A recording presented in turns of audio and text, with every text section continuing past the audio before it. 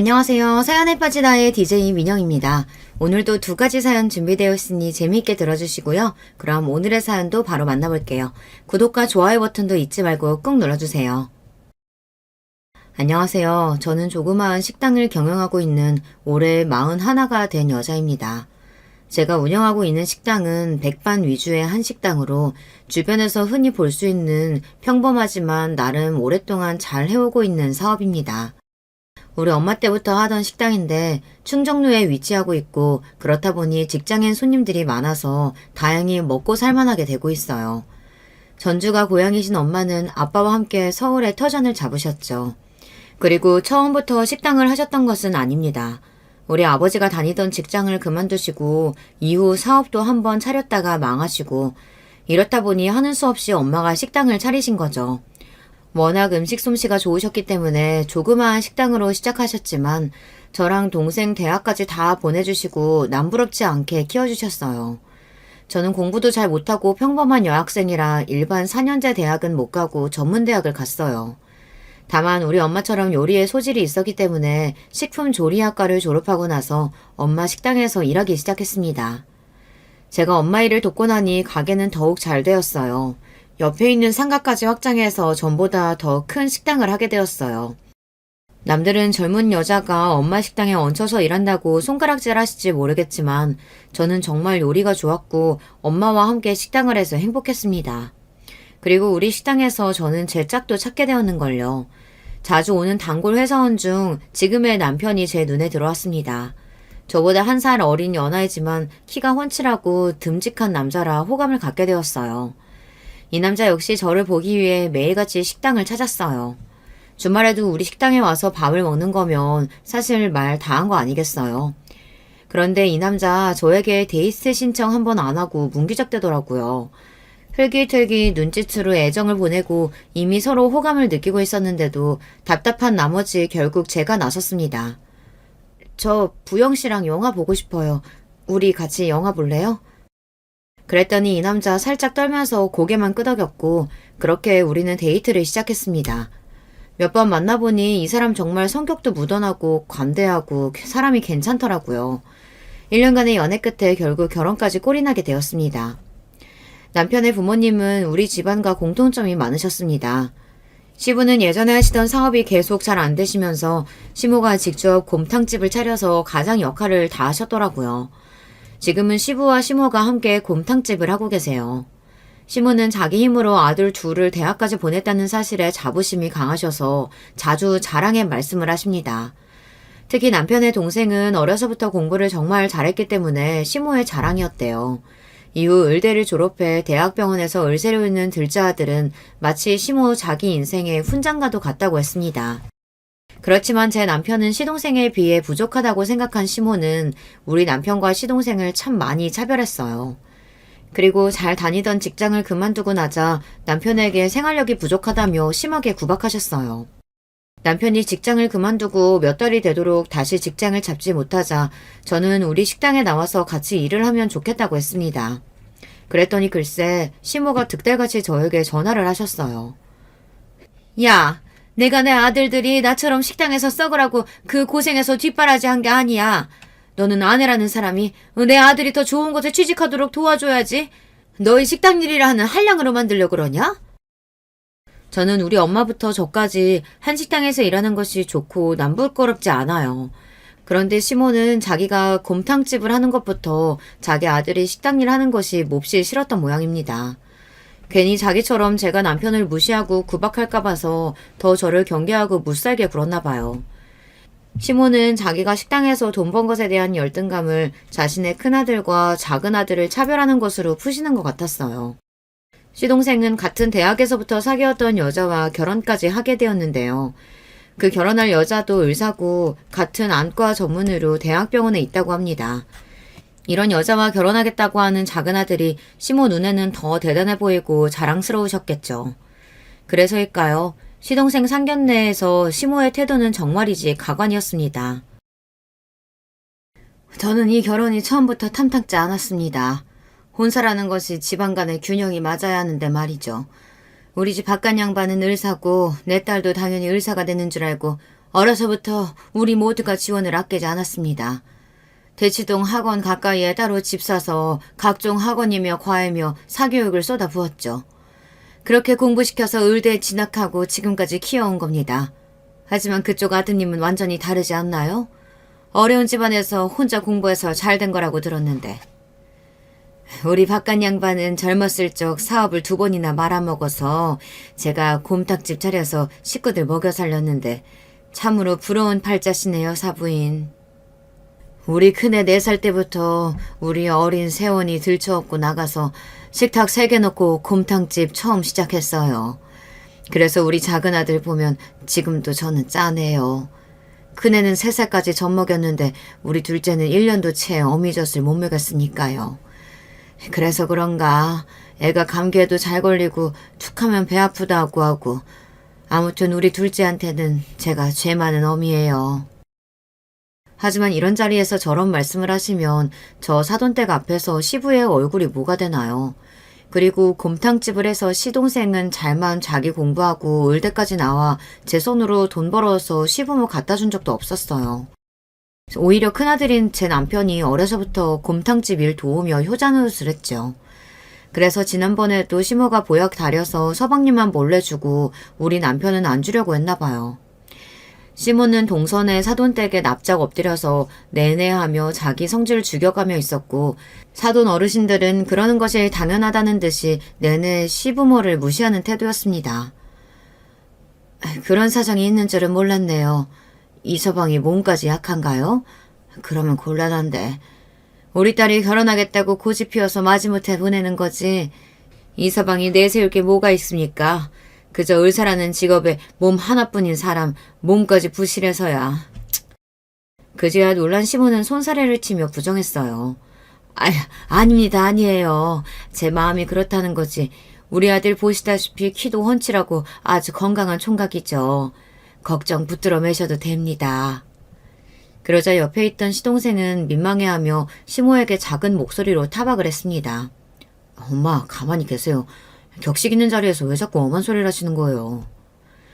우리 아들이 나중에 커서 상견례 자리에서 사돈 앞에서 저렇게 저를 타박하면 전 못 참을 것 같은데 왜인지 시모는 작은 아들 말이라면 벌벌 떨고 다 따라줍니다. 아무래도 시모와 시동생은 전생의 빚쟁이와 채권자 관계였나 봐요. 시동생의 상견례 자리가 저와 남편에게는 불편하기 그지 없었습니다. 목에 깁스라도 한 듯이 뻣뻣하게 굴며 무례하게 깔아보는 동선의 친정 가족들의 태도가 과거 우리 친정 부모님에게 시모가 굴었던 모습과 비슷했습니다. 막말로 동선에는 신혼집을 처가해서 마련해주고 했으니 그럴만도 하죠. 우리는 시모가 그렇게 지원해준 것도 없으면서 이날까지 우리 친정은 업신여기지 제 입장에서 더 열받을 수밖에요. 상견례 이후 시모는 의사 집안에서 자란 의사 며느리 보게 생겼다고 입이 귀에 걸리셨습니다. 얘, 작은 며느리가 의사뿐이냐? 생긴 것도 얼마나 참하고 귀한 티가 나는지 말이야. 너는 목도 짧은데 걔는 어쩌면 그렇게 목도 가느라고 기다리냐? 옛날에 태어났으면 작은 며느린 정승집 딸이고 너는 그 스발드는 하녀였을 게다. 아무리 농담이라지만 시모의 얘기에 저는 빈정이 팍 상했어요. 어머님, 목은 그렇다 쳐도 얼굴은 솔직히 제가 더 미인이죠. 지나가는 사람 아무나 붙잡고 물어보세요. 2 며느리 중에 누가 더 예쁘냐고. 너는 나이도 5살이나 많은 형님이라는 게 꼭 사람 얼굴 갖고 그렇게 유세 떨고 싶으냐? 객관적으로 말이죠. 제가 동서보다 더 예쁩니다. 얼굴이 하얗고 갸름한 동양적인 미인이라며 가게에 오시는 손님들 칭찬을 자주 듣는 그런 여자예요, 저. 그에 반해 동서는 정말 평범한 외모에 학교 다닐 때 공부만 하게 생긴 그런 얼굴이더라고요.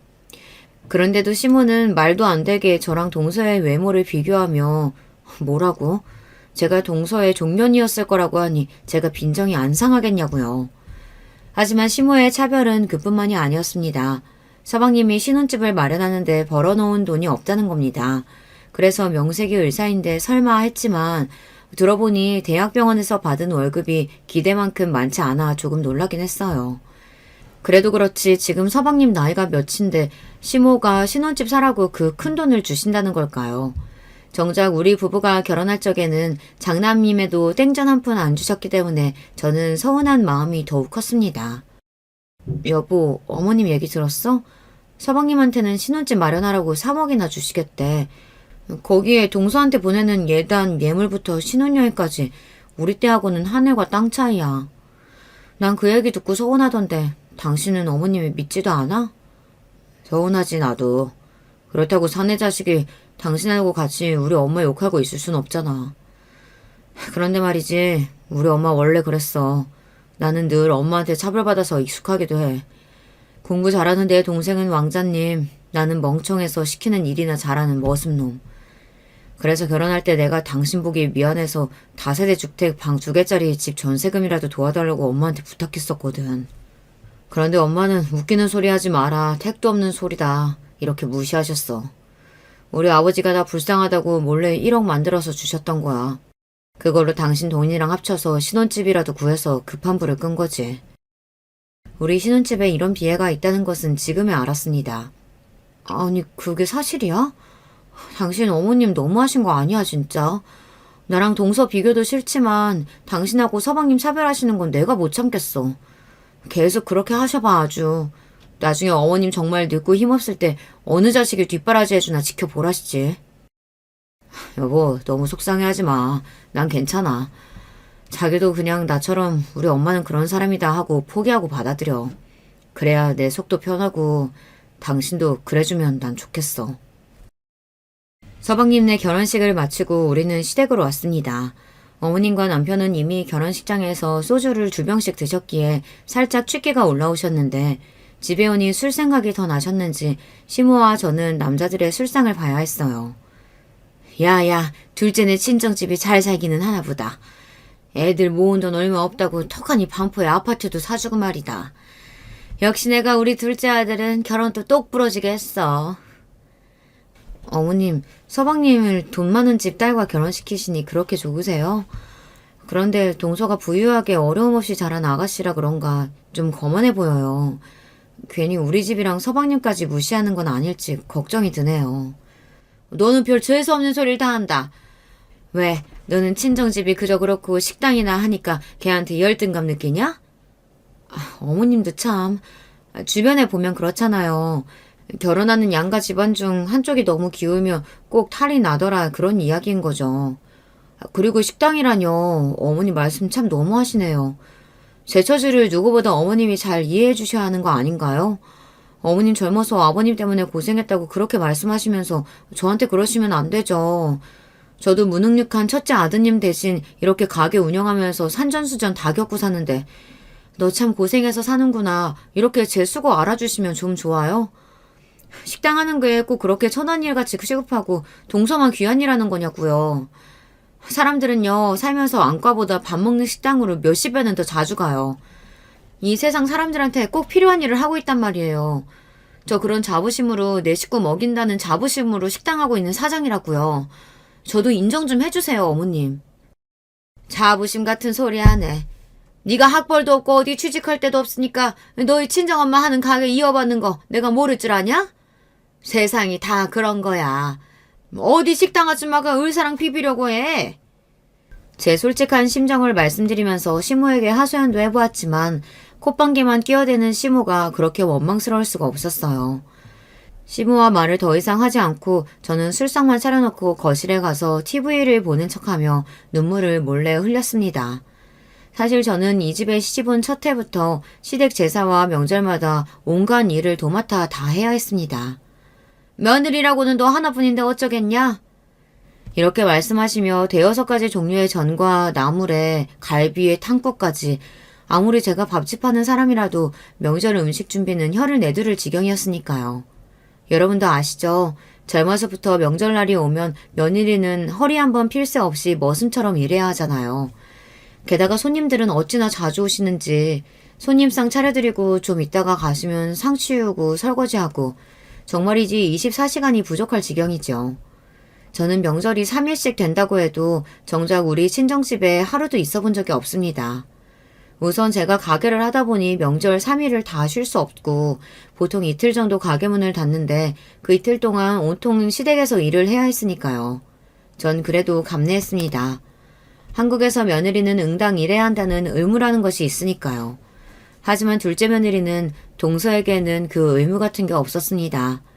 동서가 결혼하고 맞이한 첫 구정부터 시모는 아예 동서네를 부르지도 않았습니다. 어머님, 이제 며느리 더 보셨으니 두 며느리가 합심해서 명절에 어머님 할 일이 줄어드시겠어요. 그런데 동서는 언제 온다고 하던가요? 둘째? 걔네 안 와. 내일은 설 당일인데 그때 오려는지 모르겠구나. 어머님, 저는 이틀 내내 어머님 댁에서 음식하고 일하느라 바쁜데 왜 동선에는 언제 오냐는 연락도 못 하시는 거예요? 병원이라는 의사 선생님들이 명절에 쉬던? 바쁠 텐데 내가 거기다가 억지로 CMH 탈 순 없지 않냐? 그럼 저는요? 저한테는 8년 동안이나 그렇게 부려먹고 해오셨잖아요.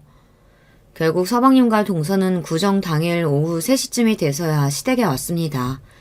오전부터 자기 친정집 먼저 가서 있다가 시댁에 와서는 반나절이나 있었을까요? 그러고 저녁만 먹고 바로 시웅하고 자기네 집에 가버립니다. 전날부터 음식하는 것도 저고 저 사람들 먹고 가버린 상을 치우는 것도 저예요. 동서는 손님 마냥 시댁에 와서 잠시 엉덩이만 붙였다가 가버립니다. 게다가 시댁에 와서도 미안한 듯 일을 돕는 척이라도 하면 제가 뭐라고 하나요. 마치 부엌에라도 가면 큰일 날 사람처럼 서방님이랑 둘이 거실 소파에만 가만히 앉아있는 게 고작입니다. 시모랑 손익형님 둘이서 자기한테 음식 해다 바치고 일하는데도 설거지 한번 돕겠다는 말조차 한 적이 없습니다. 의사인 동서가 시모한테 용돈이라도 많이 주냐고요. 의외로 그것도 아니었습니다. 서방님이랑 둘이 안과 차리기 전에는 잘은 몰라도 용돈 50만 원이나 들었을까요? 지난번에 시부가 친구분들이랑 전화하시면서 툴툴대시는 소리를 들었거든요. 뭐 아들놈 덕보기는 무슨 그네보다는 용돈 안 주더라. 그나들은 매달 30만 원씩 내 용돈 몰래 챙겨주긴 하지. 작은 놈은 그렇게 매달 주는 돈도 없어. 게다가 명절에도 꼴랑 50만 원 주고 땡이더라. 우리 집 오래된 TV랑 에어컨 바꿔준 것도 첫째고 나 철마다 강원도니 남해니 여행 같이 다녀주는 것도 첫째야. 우리 첫째 아들이 효자지. 둘째 놈은 의사라고 해봐야 별거 없어.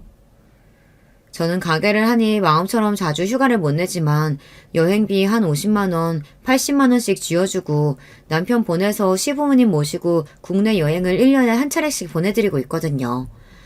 받는 거 없이 동서랑 서방님을 우리보다 더 대놓고 좋아하시는 시모보다 객관적으로 봐주시고 우리 부부에게 고맙다, 예쁘다 해주시는 시부가 참 고마웠습니다. 거기에 시부가 서방님네 욕하는 걸 들으니 괜스레 제 속도 풀리고요. 하여튼 동서한테 쩔쩔매며 일 하나 안 시키는 시모가 얄미워서 참다 못해 한마디 해서 부딪힌 적도 있었습니다. 동서, 남들이 보면 며느리가 아니고 어디 큰 어르신이 오신 줄 알겠어. 부엌에도 안 들어오고 계속 거기서 그렇게 앉아있을 거면 여기 과일이라도 가져가서 깎아주면 좋겠는데. 형님, 저 어제까지 안과 시술 얼마나 많았게요. 하도 일했더니 지금 손목을 움직일 수가 없어요. 전 과일 안 먹어도 괜찮은데 아예 우리 과일 깎지 말죠. 뭐라고? 어쩌면 동서는 자기 생각만 하니? 동서만 안 먹으면 과일 깎지 말자는 게 아랫사람으로서 할 얘기야? 어머님이랑 아버님 다 계시잖아. 형수님, 저도 과일 안 좋아해요. 과일 걷고 이 사람한테 뭐라고 할 것 같으면 우리 이제 그냥 일어날게요. 수술해서 힘든 집사람한테 왜 그러세요? 엄마, 우리 이제 집에 가서 쉴게. 저런, 우리 아들 그리고 작은 애야. 아니 집에 오지 몇 시간이 됐다고 가려고 해. 형수 말은 마음에 담아두지 마라. 큰애 제가 갑자기 무슨 바람이 불어서 저 난리를 피우는지 모르겠네. 둘째야, 저기 안방 침대 가서 눈 좀 붙여라. 환자들한테 을슬 피느라 얼마나 피곤하겠어. 어서 들어가서 쉬려무나. 그렇게 쩔쩔매며 서방님과 동서에게 안방을 내어두시 전 시모는 저를 보고는 쌍심지를 켜며 혼내시는 게 아닙니까. 그래, 너 누가 작은 애한테 과일 심부름 시키라던? 네가 형님답게 애들한테 깎아다 주면 좀 좋으냐? 큰일 하느라 힘든 동서 꼭 그렇게 부려먹어야겠어? 너나 빨리 전 데우고 갈비나 구워. 아유, 느릿느릿해가지고는. 식당 한다는 애가 손이 저렇게 야무지질 못해가지고. 아유. 이렇듯이 시모가 동서와 저를 대놓고 차별하니 점점 더 동서는 제 말은 안중에도 없고 무시하게 이르렀어요. 하긴 우리 시댁에서 동서한테 자기 주장 한마디 하는 사람은 아무도 없지만요. 그 잘나기 짝이 없는 서방님까지도 동서한테는 당해낼 수 없었으니까요. 시댁에서 상전으로 떠받드는 동서에 대한 질투심과 시모에 대한 불만은 그렇다 쳐도요. 동서가 저를 무시하는 것만은 정말 참을 수가 없었습니다. 서방님과 동서는 대학병원을 그만두고 안과를 차리기로 했어요. 개원하면서 자기들이 모은 돈으로는 부족해서 동선의 친정집이 소유하고 있던 건물 중 한 개층을 빌려준 모양이더라고요. 병원이 초반에 비싼 장비도 사야 하고 대여하느라 돈이 부족해서 자리 잡을 때까지는 무상으로 월세도 안 받는다면서 그런 배경이 있어서인지 동서는 더더욱 어깨에 힘이 팍 들어간 것처럼 보였습니다. 무슨 공작새인 줄 알았다니까요. 서방님네 안과 개업식을 한다고 해서 시부모님과 우리 부부는 찾아갔어요. 그런데 의외로 동서는 우리를 보고 당황하는 거죠. 아버님, 어머님, 형님까지 여긴 어쩐 일이세요? 혹시 남편이 병원 개업식에 초청하던가요? 그럼 우리 아들이 병원이 온다는데 당연히 와서 축하해줘야지. 자, 여기 화분이다. 금전수라고 하는데 앞으로 병원에서 돈 많이 벌거라. 하지만 동서는 어쩐 일인지 시부가 내미는 화분을 얼른 받아들이지도 않고 인상만 찌푸리더니 서방님을 찾는다며 가버리는 거예요. 잠시 뒤 서방님이 와서 우리를 맞아주었습니다. 아니 얘, 니네 안사람 어디 안 좋은 데 있냐? 우리 보고도 못 본 척 인사도 안 받고 가버리네. 그랬어요? 내가 저 사람한테 우리 가족들 오실 거라고 말했는데 까먹은 모양이에요. 최근 들어서 병원에 들어가는 돈이 좀 많아서 아내가 받는 스트레스가 쌓여서 그래요. 이해해 주세요. 자기가 무슨 세상 일은 혼자 다 하는 것도 아니고 저도 사업하면서 자금이 딸리고 진상 손님 때문에 어려운 일을 평소에도 많이 겪습니다. 그렇지만 개업식에 미리 시댁 식구들을 직접 초대하지 않은 것부터 어려운 걸름 해주신 분들께 제대로 인사도 없이 저게 무슨 버르장머리일까요? 저는 손을 씻으러 화장실에 갔다 거기에서 화장을 고치고 있는 동서를 마주쳤습니다. 동서, 오늘 기분이 별로라면서? 살다 보면 힘든 일이 많지 왜 요즘 안 힘들겠어. 그래도 시부모님은 자기 얼굴 표정 하나에도 신경 쓰고 마음 쓰는 분들이니까 자기가 좀 더 감정 참고 좋은 모습 보여드리면 어떨까? 오지랖은. 비웃는 동서의 말을 듣고 저는 제 길을 의심했습니다. 차라리 제가 잘못 들은 거면 좋겠어요. 동서, 지금 뭐라고? 형님 오지랖이시라고요. 그러니까 시댁에 오면 시모가 하인대하듯 형님한테 그러시는 거 아니겠어요. 여자 망신 좀 그만 시키세요. 지금 시대가 어느 때인데 시모 말이라면 껌뻑 죽고 그걸로도 모자라서 나한테 훈계질까지 해요? 막말로 시부모가 가진 재산이 있길 해요. 뭐가 있어요. 안 그래도 병원 차리면서 땡전 한 푼 안 보태준 사람들이라 보고 싶지 않았는데 남편은 왜 멋대로 초대를 한 거야. 형님도 학창시절에 좀 더 공부 잘하고 좋은 직장 다녔으면 지금 시댁에서 그런 취급 안 당하지 않았겠어요? 나한테 서운해하고 질투 느낄 게 아니고 본인 인생이나 돌아보세요. 짜증나. 저는 안과 개업식 날 그야말로 동서에게 개무시를 당하고 말았습니다. 평소 그녀가 우리를 무시한다는 것도 알고 있고 그랬지만 이렇게 대놓고 막말까지 듣게 될 줄은 몰랐어요. 저는 시부모님께 몸이 안 좋아서 먼저 돌아가야겠다고 말씀드리고 병원에서 나왔습니다.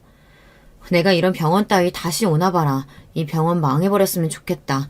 속으로 되뇌이며 눈물을 흘적거리며 가게에 왔어요. 그렇지만 개업한 동선의 안과는 점차 손님이 늘어 잘 되고 있다는 이야기가 들렸습니다. 세상에 권선징악이란 없구나. 역시 의사고 돈 많은 집안 사람은 일이 잘만 풀리는구나 하고 맥이 빠졌어요. 그런데 어느 날 저는 갑자기 몸이 좋지 않았습니다. 그렇지만 자영업하면서 신세 좋게 병원 가는 일이 어디 쉬울까요? 그냥 진통제 먹어가며 참다가 어느 날은 눈앞이 안 보이는 데다 두통까지 생겨서 도저히 일을 하기 어려운 지경에 이르렀습니다. 이쯤 되자 이게 뭔가 큰 병에 걸렸구나 싶은 걱정에 의사인 동서에게 전화를 걸었어요. 동서, 잘 지내고 있지? 다름이 아니라 내가 요즘 눈이 아파서 나 진찰 한번 봐줄 수 있을까? 요즘 증상이 어떠신데요? 작년부턴가 눈이 자꾸 출혈되고 침침하니 잘 안 보이더라고. 그런데 최근 들어서 속이 메스껍고 심할 때는 구토까지 나와. 눈이 빠질 듯이 아프고 두통까지. 나 괜찮은 걸까? 일단 검사를 해봐야겠지만 증상 얘기 들어보니 녹내장 같기도 해요. 서둘러 병원에 가보셔야겠네요. 저는 지금 바빠서 이제 전화 끊어야 돼요. 동서, 그럼 내가 자기네 병원 가서 예약을 할까? 아니요. 저는 이미 진료랑 수술 스케줄 꽉 차 있어요. 다른 병원 가보세요. 그럼 이만. 그러고는 동서는 전화를 끊어버리는 것이 아니겠습니까? 아무리 그래도 가족인데 아픈 형님을 이렇게 나몰라라 할 수 있을까요? 내가 공짜로 동선의 병원에서 수술을 받겠다는 것도 아닌데 저를 무슨 거지 취급하는 동서가 너무 원망스러웠습니다. 내가 앞으로 너를 상종하나 봐라. 너 어려울 때 다시 한번 보자. 의사는 금칠했다니? 사람은 누구나 다 고난 겪어. 그런 식으로 한 네가 내 도움 한번 필요 없을지 어디 한번 두고 보자고. 저는 속으로 이렇게 일을 가며 서러운 마음에 집에 와서 남편 앞에서 하소연을 했어요. 제 이야기를 들은 남편은 크게 놀라면서 함께 동서를 욕했습니다. 당신이 겪은 일이 사실이라고? 진짜 재수씨가 그렇게 말했어? 사람이 진짜 너무하네. 내 동생 세원이처럼 이기적인 건 진작 알고 있었지만 그 정도로 인간이 못돼 먹은지는. 나도 이제 재수씨 우리 가족으로 생각 안 해. 이 못된 것 같은 이라고. 우리 엄마 아빠 이 일 알고 계셔? 내가 확 일러 바칠까? 여보, 참 어머님이 당신 편 들겠다. 우리 어머님 한두 번 겪어요. 세상 무너져도 당신 둘째 아들 며느리만 옳다 하고 감쌀 분들이야. 나 괜히 상처에 소금 얹기 싫어요. 지금 이렇게 서러울 때 어머님이 동선에 편들면서 그럼 나 더 우라통 터질 것 같아. 당신 부모님께 아무 소리 말아요. 저도 결혼한 지 10년이 넘었으니 사람도 볼 줄 알고 이럴 때 어떻게 처신해야 할지 느낌이 딱 오더군요. 그리고 뒤이어 일어난 충격적인 사건을 겪으니 이때 제 판단이 옳았음을 알게 됩니다. 또 하나의 뒷목을 잡을 만한 사건, 지금 이야기를 풀어볼게요. 제가 다른 안과 병원에서 검사를 기다리는데 시모에게 전화가 왔습니다. 너 조금 있다가 우리 가게에 좀 들러라. 우리 거래처 정육 사장이 아주 특별한 한우뼈 구워줬는데 이거 따로 푹 구워가지고 먹여야겠으니까 말이야. 어머님, 제가 몸이 안 좋아서 지금 병원에 있어요. 병원? 너 어디 많이 아프냐? 그게 눈이 안 좋아서요. 지금 검사 중이니까 나중에 결과 나오면 말씀드릴게요. 눈이 안 보이면 돋보기 안경 쓰면 되는 거지. 그게 무슨 별일이라고 가게 영업시간에 병원까지 가 있냐 너는. 너희 가게는 어쩌고? 어머님, 제가 오죽하면 병원에 왔겠어요. 그냥 안 보이는 수준이 아니라 심각한 증상이 있으니 그러는 거죠. 언제 제가 가게 비우는 거 보셨어요? 저 몸살 나도 감기약 먹고 가게 나와서 앓는 사람이에요. 지금 우지 아빠가 가게 보고 있으니까 걱정하지 마세요. 그럼 우리 작은 아들 내 병원 간 거냐? 이럴 때 보면 집안에 의사 있는 게 그렇게 남들이 불효할 일이지. 아니요. 동서가 자기 바쁘다고 저 진료 안 해준대요. 부담스러우니 다른 병원 가라대요. 그런데요. 어머님이 사고를 우리는데 제가 꼭 필요하신 거예요? 시모는 제가 동선의 병원에서 거부당한 일을 듣고도 동서가 잘못했다거나 미안해하는 기색이 하나 없는 겁니다. 역시 남편 말 맞다나 동선의 잘못 이야기해봐야 제 입만 아플 일이었다니까요. 그럼 내가 요즘 더위를 먹어서 그런가 가게에서 일하는 것도 힘들어가지고 직원 하나 더 써서 있어. 그 돈 아까워 죽겠구만. 요즘 자꾸 어지럽고 기운이 하나도 없다. 그러니 네가 와서 사골 좀 우리렴. 요즘 같은 날씨에 그냥 두면 이 귀한 거 다 썩어 문드러져. 병원에서 더 이상 시모와 싸울 기력도 없었습니다. 그냥 알겠다고 하고 전화를 끊었어요. 안 질환 검사를 마치고 의사와 진료 상담을 하게 됐습니다. 그동안 환자분께서 시야가 뿌옇고 거의 잘 안 보이셨을 텐데 너무 늦게 오셨네요. 이미 이 정도 상태시면 일상생활 많이 어려우셨을 텐데요. 검사 결과 환자분 왼쪽 눈의 녹내장이 상당히 진행된 것 같아요. 이대로는 실명까지 갈 수 있습니다. 최대한 빨리 약물과 레이저 치료 받으셔야 돼요. 이걸로도 안 되면 녹내장 수술을 받으셔야 하고요. 내가 실명까지 이를 수 있다니 의사의 진단을 받고 충격으로 터덜터덜 식당에 돌아왔습니다. 식당하면서 우리 가족들 건사하느라 제 몸 하나 챙기지 못하고 그렇게 지낸 세월이 참 억울하기만 하더군요. 병원에 다녀온 제가 세상 다 산 사람 마냥 축 처지고 핏기 하나 없으니 남편은 몹시 걱정이 되었던 모양입니다. 여보, 병원에서 뭐라고 해? 당신 심각한 병 걸린 거야? 여보, 나 녹내장이래. 심각한 상태라서 눈이 안 보이게 될 수도 있대. 나 무서워. 남편은 저를 안아주며 불안해하지 말라고 위로해 주었어요. 바보 같은 소리 하지 마. 내가 당신 눈 낫게 할 거야. 빨리 치료랑 수술 받으면 당신 젊으니까 싹 나을 수 있어. 걱정하지 마. 그때였습니다. 시모가 저를 찾는 전화가 또 울렸어요. 야, 너는 병원 나와서 바로 우리 가게 들리겠다는 애가 왜 하뭉차 사냐? 도대체 언제 올 거야?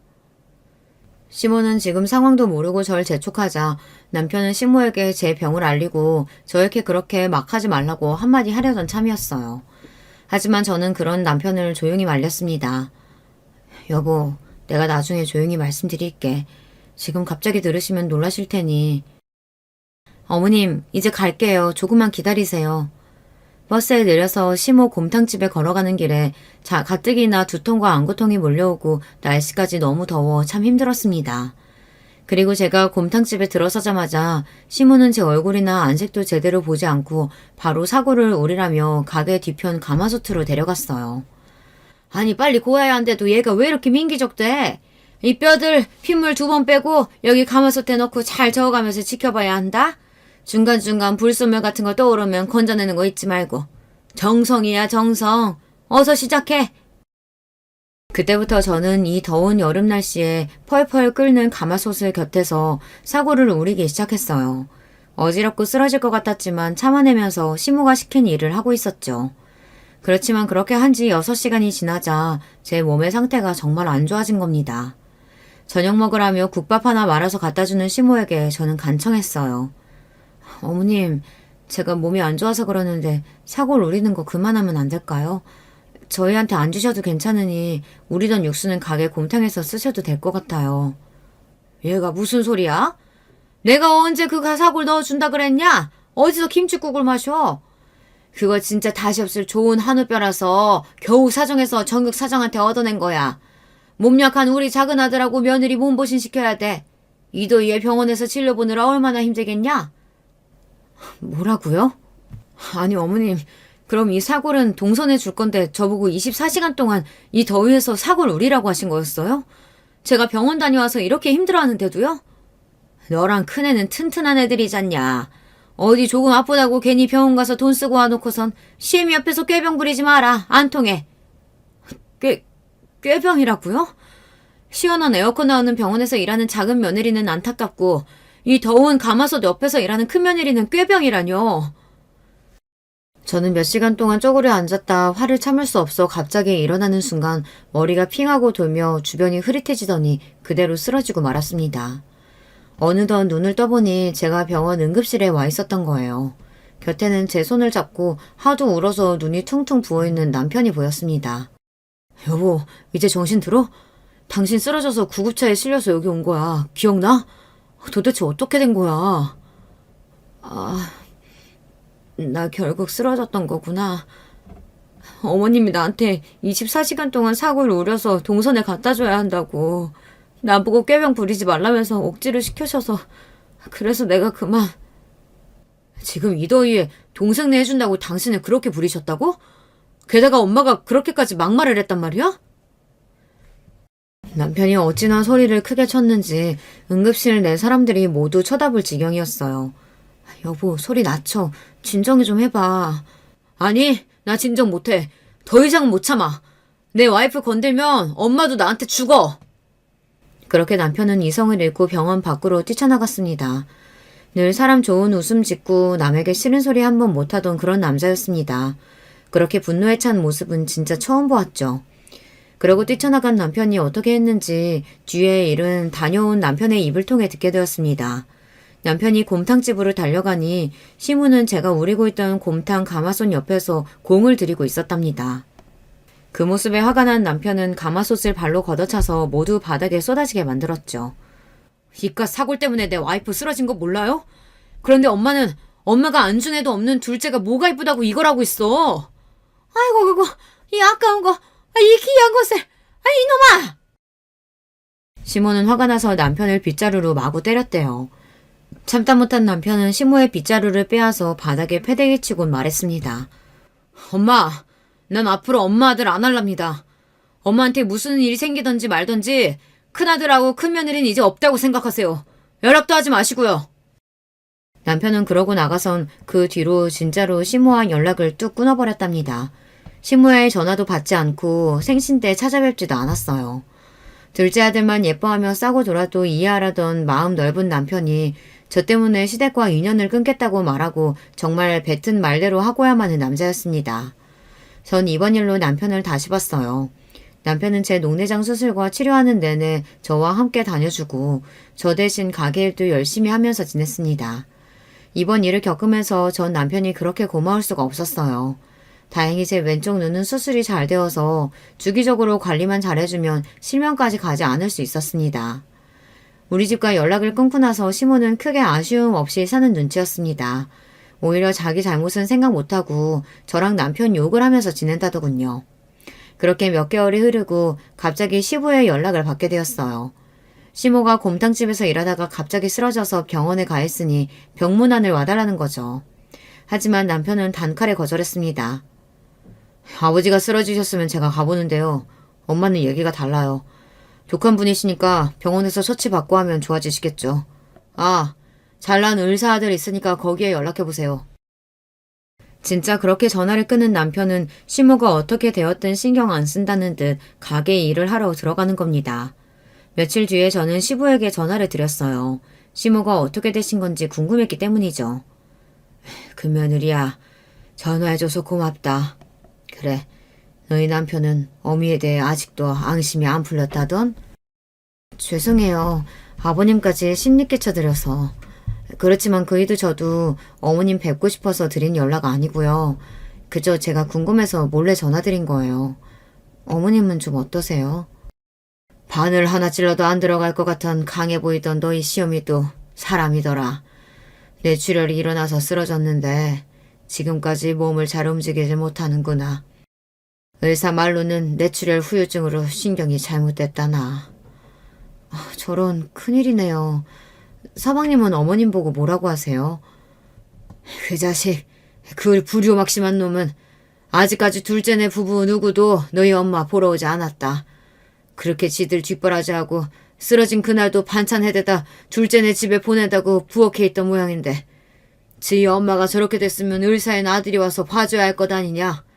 내가 좋은 병원에 연결이라도 시켜달라고 했더니 어디 병원 가보라고 문자만 보내놓고 아직까지 전화 한 통 없구나. 내가 네 이야기 들어서 알고 있다.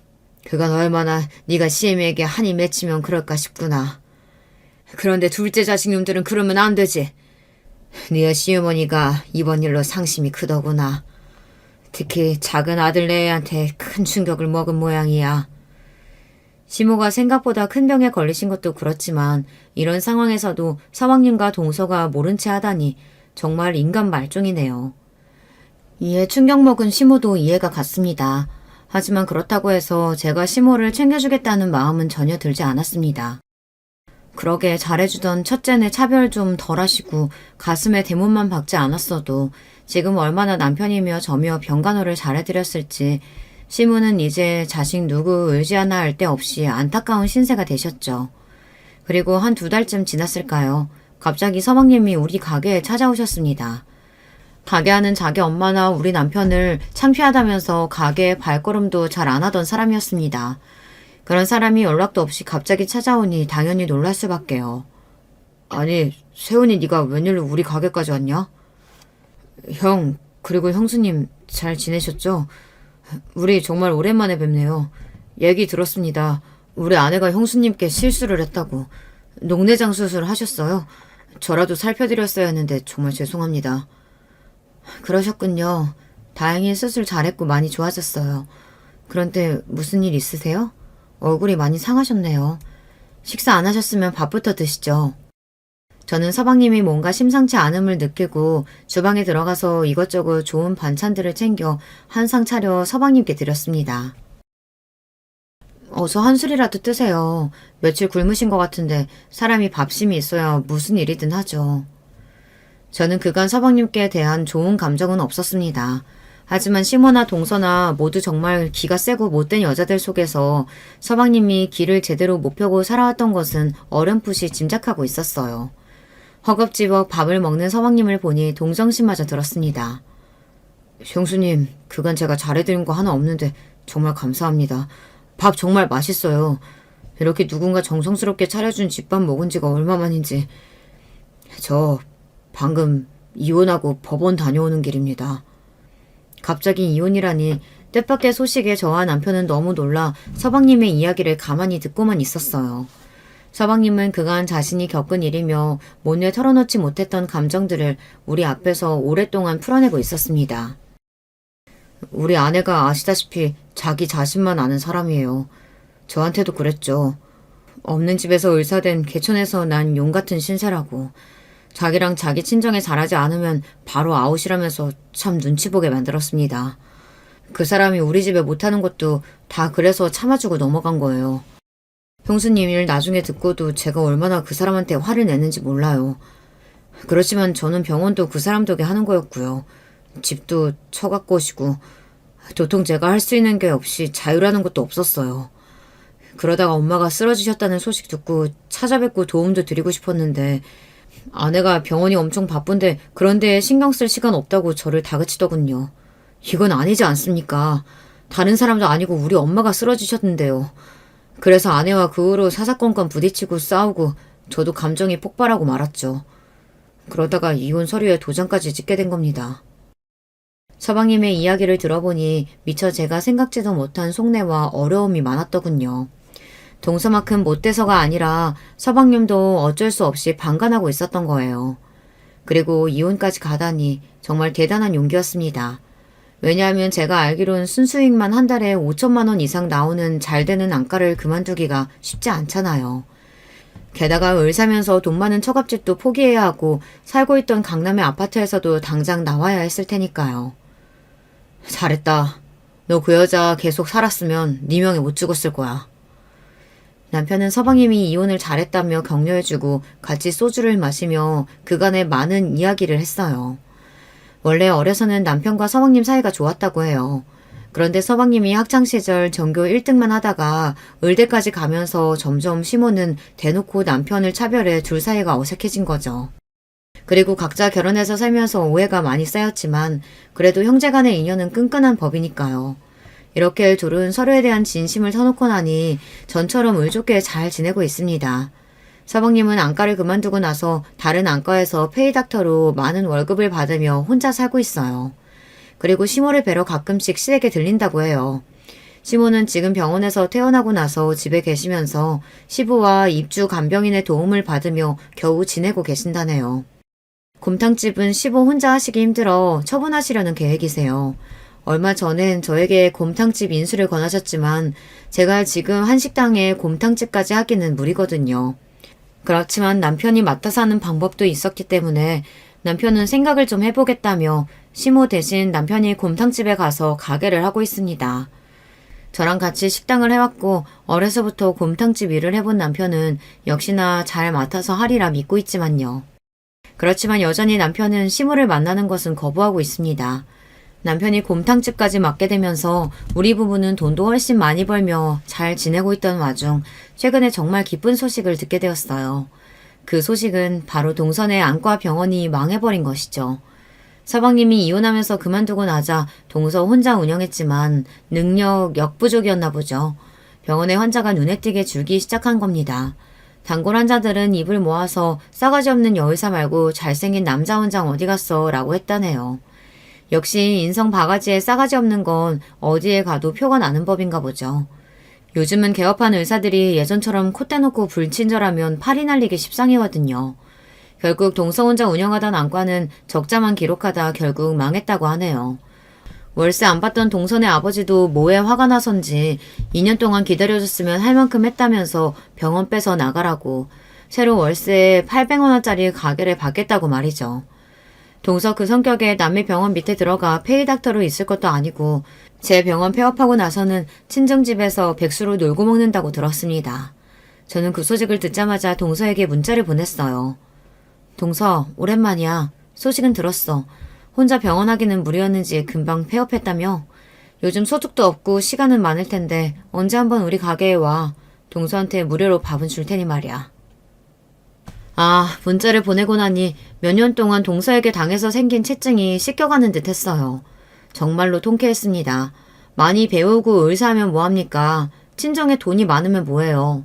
지금 이혼녀에 자식 하나 없이 집에서 백수로 있는 신세인걸요. 그리고 시모도 늘 저를 무시하고 막대하더니 남편이 연을 딱 끊고 나니 예전처럼 아무 때고 불러내서 하인 부리듯 하시지 않았어요. 가끔 드리는 안부 전화만으로도 너무나 반기시며 말씀도 좋게 해주십니다. 이렇게 내 인생이 편안해져도 되나 싶은 요즘입니다. 제가 너무 구독자 여러분들 앞에서 자랑질만 했을까요? 그랬다면 어른 마음으로 이해해주세요. 매일 천덕꾸러기 취급만 받다가 이렇게 행복한 나날을 처음 맞아서 그렇습니다. 제가 가방끈은 짧은 데다 글재주도 없는데 지금까지 제 사연 잘 들어주셔서 정말 감사합니다. 후에 동서와 시모에 관한 새로운 이야기가 생겨나면 그때 또 이곳에 사연 보내볼게요. 그럼 이만 안녕히 계세요. 여러분, 두 번째 사연 시작하기 전에 좋아요, 구독 꼭 눌러주실 거죠? 그럼 두 번째 사연 바로 시작합니다. 안녕하세요. 저는 서울 마포구에서 남편이랑 아이 둘 키우면서 단란하게 살고 있는 삿바 채널 애청자입니다. 제 이야기를 나눠보고 싶어서 신청자로 나서게 됐는데요. 부끄럽게도 제가 원체 논리정연하지 못한 성정을 타고 나서 사연으로 잘 써볼지 걱정부터 앞서지만 응원해주시는 마음으로 들어주신다면 정말 감사하겠습니다. 오늘은 신기하리만치 구름 한 점 없는 맑은 날씨였는데요. 이런 날씨를 보면 자연스레 떠오르는 날이 있어요. 제가 시어머니를 처음 뵙던 날이 생생하게 떠오르는데 그분은 당시 제게 마른 하늘의 날벼락 같은 존재셨네요. 저는 위풍당당하게 시부모님을 뵈러 갔었지만 시어머니 기세 앞에서 저는 금세 풀이 좀 죽었었죠. 한 성격 하시는 분이라는 것 정도야 사진 정보로 알고 있었지만 역시 머리로 예상하는 거랑 눈으로 직접 보고 경험하는 거랑은 하늘과 땅 차이입니다. 아이고 내 팔자야. 그놈의 미국이 결국 우리 준성이 발목을 잡아도 지나치게 잡는구만. 미국으로 공부하러 갔던 것까진 좋다 이거야 나도. 근데 가당치도 않게 별 보잘것없는 인연을 만들어와서 결혼까지 하느니 마느니 이러고 있으니 아이 내 속이 죄다 안 문드러지게 생겼어. 우리 준성이가 기어이 엄마 가슴에 대못을 박으려고 작정을 했구나. 시어머니께서 당신의 가슴을 과장스레 주먹으로 두들기며 저렇게 외치고 계실 때 제가 눈 시퍼렇게 뜨고 그 앞에 앉아 있었어요. 그러니까 제 면전에 대고 저런 말씀을 하신 것이었죠. 제가 다니는 직장 이름을 들으시고는 표정이 아주 침울해지셨다가 제 연봉을 들으시고는 미간에 주름이란 주름은 다 잡으셨어요. 아니, 그거 받아서 누구 코에 붙이려고? 이봐요 아가씨, 이름이 뭐 영희라고 했나? 그래요 영희 양. 사람이 눈치가 없으면 염치라도 있어야 하는 법이에요. 본인이 돈을 그렇게 약소하게 벌면 집안 수준은 거대해야 하겠죠. 아까 초반에 말씀드렸다시피 부모님께서는 제주도에서 삼겹살 식당 하시고요. 아빠는 도와주시는 수준이라 사실 엄마만 전적으로 하고 계세요. 식당 그거는 몇 평짜리? 위치는 어딘데? 매출 얼마나 나오는데? 네? 제가 그런 것까진 정확히 모르는데 관광지 쪽은 아니고 제주도민들이 소소하게 이용하는 상권이에요. 인터넷에 검색하면 가게 바로 나오니까 지금 보여드릴게요. 여기 보시면 가게 옆에 있는 공간, 여기가 주차장이고요. 아이 됐어요. 더 볼 것도 없으니까 휴대폰 저리 치워. 내가 아산병원으로 안과 진료 받으러 다니는 사람인데 내 귀한 눈에다 대고 그렇게 허락도 없이 아무렇게나 휴대폰 화면 들이대는 거 아니에요. 그거 아주 무식한 행위예요 영희 양. 아유 그거 없이 자라서 못 배운 사람들이 이러더라. 네, 죄송합니다. 저는 그냥 빨리 보여드리고 싶은 들뜬 마음에 별 생각 없이 행동했어요. 제가 우물쭈물 변명 같은 사과를 드리자 시어머니께서는 못마땅하셨는지 쯧쯧 혀를 차셨죠. 그 소리가 얼마나 크던지 저는 순간 딱따구리가 나무에 부리를 박는 소리 같다고 찰나에 생각했습니다. 그러고 보니 시어머니께서는 파마도 뭔가 중년 연예인들이 하듯이 고상하면서도 과장된 모양으로 하고 계셨고 옷도 무슨 전통 찻집 사장님 같으신 분들이나 입으실 것 같은 한복이라고 하기에도 애매한 걸 입고 계셨어요. 한마디로 범상치 않으셨습니다. 시어머니의 화법, 쨍한 목소리까지 합쳐져서 저는 왠지 제가 주말 드라마 세트장에 들어와 있는 것 같다는 착각마저 들었네요. 시어머니께서는 눈썹을 엄청 빨리 움찔거리시면서 제게 물어보셨어요. 부모 형제 중에서 부모는 이제 들었고 그럼 형제는 뭘로 먹고 사시는지? 제 친오빠하고 언니요? 둘 다 결혼했어요. 친오빠는 그냥 회사원이에요. 평범한 중소기업 다니고 있고요. 새언니는 집에서 애들 보면서 지내요. 언니는 디자인 회사 다니다가 일도 너무 힘들고 임신하면서 몸이 안 좋아져서 그만뒀어요. 지금까지 살림하면서 지내고 있어요. 형부는 원래 집안 가업이 분식집이라서요. 그거 이제 물려받으실 준비하면서, 네, 그렇게 지내시네요. 뭐야? 가업이 분식집? 그게 설마 번듯한 매장 그런 게 아니라 초등학교 앞 작고 허름한 분식집 뭐 이런 걸 말하는 건 아니지? 그쵸, 영희야? 어떻게 맞히셨어요? 네, 맞아요. 초등학교 후문 쪽에 있는 작은 분식집이에요. 사는 곳이 멀어서 아쉬울 만큼 진짜 맛있는 곳이에요.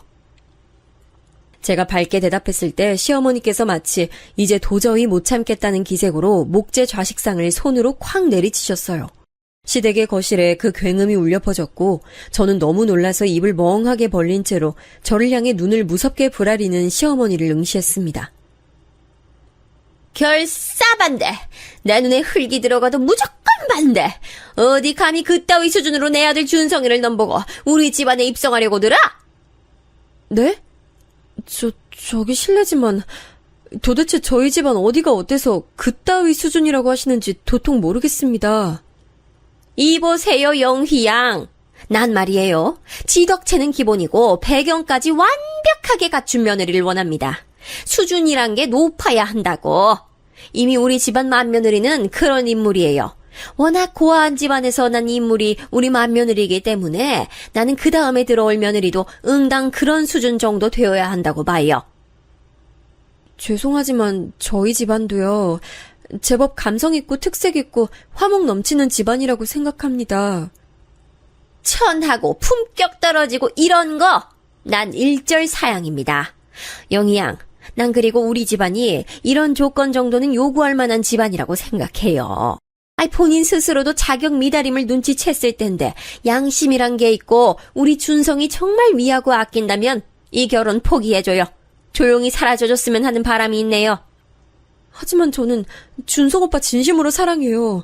그 어떤 조건도 따로 보지 않았고 서로에 대한 강한 이끌림과 확신, 잘 맞는 성격 이런 것들만 봐서 결혼해서 행복하게 잘 살 거라는 생각이 자꾸 들어요. 그런 생각 너 혼자서 실컷 하시고 우리 준성이하고 같이 하지만 않으면 돼요. 영희양 본인에게 맞는 남자 새로 만나서 살면 얼마나 좋겠어요. 우리 집안하고는 2년 여기까지 끊습니다. 오케이? 저는 오케이 못합니다, 어머님. 저한테 준성 오빠밖에 없는데 새로운 남자가 어디 있겠어요? 없어요. 이게 근데 보자 하니까 확실히 그냥 니까지 게 오케이 못하면 어쩔 거야? 어쩔 거냐고. 너 내 손에 귀싸대기 얻어맞고 쫓겨나야 주제 파악하고 우리 준성이 인생에서 사라질래? 그렇게 된다면야 내가 네 귀싸대기를 1000번 만번이고 때릴 수 있어. 얻어맞고 가서 너한테 걸맞는 철수를 만나든 누구를 만나든 알아서 하란 말이야. 괴성은 시어머니께서 지르셨는데 저는 되려 걱정하는 입장에 놓였죠. 왜냐하면 시어머니께서 마치 과호흡 증세 온 것 마냥 숨막혀 하시면서 헐떡거리셨거든요. 저러시다가 의식 잃고 쓰러지시는 건 아닌가 싶었습니다. 제가 안절부절 못할 때 내내 시어머니의 곁에 앉으신 채로 침묵만 지키시던 분이 드디어 입을 여셨습니다. 바로 시아버지셨죠. 우리가 잘나면 그거 뭐 그렇게 잘났다고 어여쁜 아가씨를 이렇게 쥐잡듯이 잡아. 우리 아들하고 결혼하겠다고 얼굴 비추러 온 아가씨한테 당신도 참 매정하구만. 성질머리가 이러니까 화병에 걸리지. 뭐가 어쩌고 저쩌요? 말 다 했어요? 누가 화병에 걸린다는 거예요? 대뜸 왜 이쪽이 아니라 저쪽 편을 들고 난리래? 이럴 거면 그냥 계속 입 닫고 있어요. 사람 열받게 하지 말고. 이봐. 지금도 화병 걸려서 호흡 거칠어지고 심장 뻐근해지니까 안색도 나빠지고 있지. 당신 제발 적당히 좀 해. 당신 말 맞다나 우리 집안이 그 정도로 유세 부릴만 하다면 지금 이렇게 품격 없는 모습 보이면 안 되는 거 아닌가? 시아버지께서 나긋나긋한 말투로 엄청난 일침을 날리셨고 시어머니께서는 그 즉시 뒷목을 잡으셨습니다. 도저히 이 자리에 더 못 있겠다 하시면서 방으로 들어가겠다 하셨고요. 제가 부축해드리려고 했는데 엄청나게 살벌한 시어머니 눈빛을 마주하고서 포기했습니다. 어색해진 상황에서 저도 그냥 이제 일어나 보려고 하는데 시아버지께서 그때 제게 넌지시 이런 말씀을 건네셨어요. 내 생각엔 말입니다. 부부란 서로 상호 보완작용을 하면서 살아야 하는 법이에요. 너만 잘났냐? 나도 잘났다. 이러면서 살면 골치 아픕니다. 차라리 한쪽이 부족하고 어설프고 이런 경우가 나아요. 하여간 남은 평생을 함께 살아가는 걸 반드시 내다보고 결혼이라는 걸 해야 하는 거예요. 난 그런 측면에서 아가씨가 우리 작은 아들하고 결혼 짝으로는 아주 잘 맞을 것 같아요. 내 생각은 그렇다는 거고, 아가씨가 오늘 이후로 생각이 달라져서 결혼이 안 하고 싶어졌다. 이렇게 나오면 붙잡을 도리는 없네요. 그건 분명 저를 향한 적극적인 찬성이었어요. 갑자기 든든한 찬성파 지원군을 맞이한 것에 저는 너무 기분이 들뜬 나머지 시아버지께 아무 대답도 못 해드렸고요. 대신 시댁을 나오던 길에 남편을 바로 마주쳤을 때는 정확하게 제 생각을 전달했네요. 참고로 원래는 당연하게도 남편하고 둘이 시댁에 인사드리러 가려던 계획이었어요. 근데 남편이 아침 일찍 서울 근교에 볼 일이 있어서 나갔다가 돌아오는 도로에서 하도 차가 막혀서 갇혀있던 거죠. 육중 추돌 교통사고가 크게 났다는데 이건 거의 천재지변이었으니까요. 그래서 하는 수 없이 저 혼자라도 용감하고 씩씩하게 기다리고 계실 시부모님 실망시켜드릴 수 없어서 시댁에 갔었던 겁니다. 네가 문자도 안 보고 전화도 안 받아서 걱정했어. 아니, 우리 부모님하고 대화는 다 한 거야? 어때? 괜찮았어? 어떻게 됐어? 내가 휴대폰을 무음으로 설정해놔서 못 봤나 봐. 대화가 잘 되진 않았는데 우리가 결혼은 할 수 있을 것 같아. 난 어찌됐든 오빠하고 결혼하고 싶은 마음에 변함없고 그러기만 하면 결혼은 어떻게든 따라오게 돼 있는 것 같더라고. 정말? 진심이야? 아이, 감동이다. 역시 나는 네가 해낼 줄 알았어. 영희, 최고다. 생각해보면 저희 두 사람 엄청 태평하기 짝이 없었네요. 저의 뜬구름 없는 대답에 대고 저런 열렬한 반응을 보였던 남편, 진짜 어찌 보면 순수하고 단순한 사람입니다. 개인적으로 저는 남편하고 굉장히 독특한 인연으로 만난 사이라고 생각하고 있어요. 더 옛날 시점의 얘기를 좀 해볼게요. 때는 제가 22살일 적이었는데요. 억지로 성적 맞춰서 갔던 대학이 너무 적성에 맞지 않았고 전공을 옮겨보려고 해도 이미 때가 너무 지나 있었고 그렇다고 자퇴를 하자니 말도 안 되고 이래저래 침울한 상태로 있다가 휴학계를 내고 여행을 갔습니다. 해외여행을 혼자 가본 역사가 없었기 때문에 저는 원래 한 목적지를 설정했죠. 바로 미국이었어요. 친정언니가 단박에 거품 물고 반대했던 모습이 떠오르네요. 야, 서영이, 너 진짜 미친 거 아니야? 여자애가 혼자 어딜 가겠다는 거야? 미국? 너 무슨 미국이 비행기만 타면 능사의 나라인 줄 알아? 내가 너를 여태까지 학교 다니기 힘들다고 징징거리는 것도 측은한 마음으로 봐줬고 혼자 해외여행 경험 쌓고 싶다길래 내가 이것도 흔쾌히 동의했는데 미국은 진짜 아니지. 난 기껏해야 네가 일본 정도나 간다고 할 줄 알았어. 너 같은 소심이가 미국은 웬 미국이야? 말도 안 되는 소리 하지 말고 당장 취소해. 하지만 이왕 해외로 가볼 거라면 이런 기회에 지구에서 가장 잘난 나라 정도는 가봐야 하지 않을까? 얘가 돌았나 봐. 너 고작 그런 이유로 미국 가보겠다고 한 거야? 난 결사 반대고 너 절대 미국 못 보내니까 그런 줄 알아. 언니의 불호령이 제법 매서웠죠. 저는 어렸을 때부터 부모님이 많이 바쁘신 가정에서 자란 아이였어요. 위로 나이 차이가 좀 나는 오빠 언니가 있었고 제가 막둥이였죠. 참고로 저희 가족은 아빠, 오빠, 저 이렇게 세 명은 딱 봐도 성격이 내향적인 사람인 반에 엄마와 언니는 성격이 괄괄합니다. 유전자가 어떻게 딱 그렇게 나뉘었나 봐요. 실질적으로 친정언니가 엄마 역할까지 해가면서 제가 사춘기 시절에 방황할 때도 잡아줬었고요. 집안 분위기가 자유롭고 풀어져 있고 이런 거랑은 좀 거리가 멀었어요. 오빠는 워낙 공부만 조용히 하던 사람이었고 언니는 아무도 강요 안 했는데 혼자서 효녀가 되어야 한다는 압박에 빠져서 악착같이 야무지게 굴었거든요. 이러니 집안 질서가 잘 잡혀 있었죠. 저는 성인 되고 나서 외박을 한 번도 안 해봤어요. 정확히는 못한 거였고 엄한 분위기가 아직 남아있었으니까요. 이런 제가 천하의 소심이가 대학 생활에 염증을 느끼고 무려 미국을 혼자 가겠다고 했으니 반대에 부딪힐 만도 했습니다. 근데 의외의 전개가 펼쳐졌어요. 엄마가 저를 허락해 주셨던 거예요. 영희야, 난 앞만 보고 달려오느라 양옆을 못 보고 살았어. 딱 앞만 보고 미친 듯이 뛰는 경주마 있지? 그렇게 산 것 같아.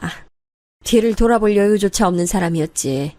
난 우리 막둥이 영희가 이런 나하고는 다르게 살았으면 좋겠어. 엄마, 우리 남매 키우시느라 늘 고생하셔서 바쁘셔서 여유도 없으셨던 거 잘 알아요. 그러니까 너무 마음 쓰지 마세요. 여장부 같은 엄마가 이렇게 풀 죽은 모습을 하실 때면 제 심장이 덜컥 내려앉아요. 장남 장가 보내고 손주도 보고 이제 큰딸 시집간다 그러고 이러니까 아주 내가 생각이란 게 많아져도 너무 많아졌어. 영희 너는 네 오빠 언니보다 더 많이 누리고 많이 보고 그렇게 살아. 알았지? 미국도 다녀와. 연락만 자주 하고. 나머지 가족들은 엄마 태도에 이게 뭔 일인가 싶어서 어안이 벙벙했는데 제가 그 와중에 미국을 아주 잘 떠났지요. 다들 아시는 유명한 곳으로 갔어요. 바로 LA였습니다. 날씨 좋고 한국인들도 많은 대도시를 저는 마음껏 누렸습니다. 우리나라가 얼마나 땅이 좁은지를 밖에 나가보니 알겠더라고요. 제 안에 새로운 세상마저 열린 감각이었어요. LA 안에서만 여행하기로 정해졌지만 용기가 생긴 저는 일탈을 했습니다. 당시에 젊은 층 사이에서 미국 드라마가 한참 유행했었거든요. 각종 범죄를 과학수사 기법으로 밝히는 드라마가 특히 인기였는데 배경이 된 도시 중 하나가 라스베가스였어요. LA와 근거리였죠. 그리고 바로 이 라스베가스로 가기 위해 공항에 갔던 때였는데요. 세상에 아직 출발 시간 전인데도 게이트로 가보니까 비행기가 없는 게 아니겠어요. 이거 큰일 났다 싶어서 발을 동동 구르고 있는데 지나가던 어떤 남자가 그런 절 발견하곤 다가왔어요. 제가 혼잣말로 어떻게 라고 중얼거렸기 때문이죠. 그 남자도 한국인이었거든요. 제가 쥔 비행기 티켓을 본 남자가 황당하단 표정으로 말했어요. 왼쪽이 아니라 오른쪽으로 가셨어야 돼요. 애초에 게이트 방향을 잘못 찾아오셨어요. 지금 빨리 가시면 아직 늦지 않으셨을 것 같은데 얼른 오른쪽으로 뛰어가 보세요. 행운을 빕니다. 정말 감사합니다. 비행기 무사히 타면 살해할게요. 혼비백산 상태로 저는 게이트를 잘 찾아갔고 비행기 문 닫기 전에 간신히 탑승했습니다. 겁도 없이 떠난 라스베가스에서 저는 기념품을 잔뜩 샀죠. 그곳에서만 파는 게 있더라고요. 화려한 밤도시를 잘 구경하고 LA로 돌아갔는데 또 어이없는 상황을 겪었어요. 기념품 산 걸 넣어둔 크로스백을 LA 공항에서 잃어버렸습니다. 눈물이 글썽해서 제가 어설픈 영어로 공항 직원에게 경위를 설명했습니다. 손짓 발짓 다 섞어가며 설명했는데 이 공항 직원이 눈치가 없는지 영 못 알아들었어요. 답답해서 아주 소심이었는데도 욱하면서 크게 외쳤죠. 그린백! 그린백이라고! 아, 진짜 미치겠네. 기념품 인형들 들어있는 초록색 가방이라는 거. 설명하고 싶은데 어떻게 더 설명해야 되는 거야. 그린백, 스몰! 저기요. 혹시 그린백에 노란 줄무늬도 있지 않아요? 저 그거 좀 전에 카페에서 본 것 같은데? 그때 기적처럼 지나가던 어떤 사람이 제 얘기를 듣곤 그렇게 알려준 거예요. 안도의 눈물을 글썽이며 그 사람을 따라 공항 카페로 갔습니다. 바닥에 떨어진 걸 공항 카페 직원이 발견해서 카운터 위에 둔 상태였어요. 다른 사람이 아니라 직원이 주어서 다행이네요. 알려주셔서 감사합니다. 덕분에 온전히 찾았어요. 제가 살해하겠습니다. 살해를 하겠다고요? 그러고 보니까 저번에도 저한테 살해하겠다 해놓고 영영 사라지신 분 아니에요?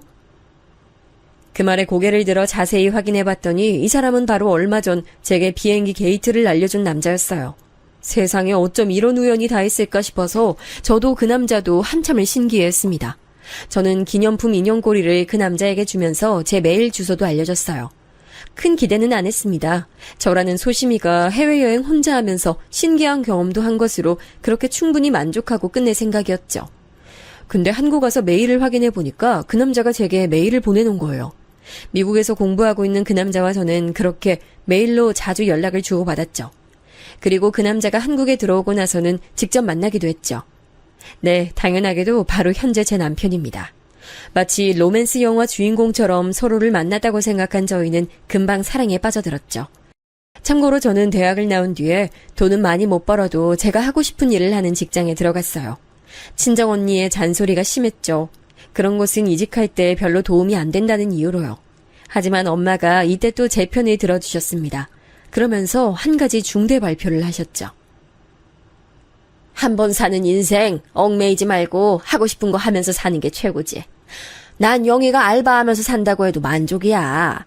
그런 거에 구애받지 말고 내 자식들이 살았으면 해서 내가 여지껏 열심히 달려왔다고 생각하니까. 자, 그런 의미에서 얘들아, 너네 다 키워놨으니까 우리도 이제 다르게 살아보려고 해. 제주도 들어갈 거야. 부모님의 제주도행 선언에 깜짝 놀랐네요.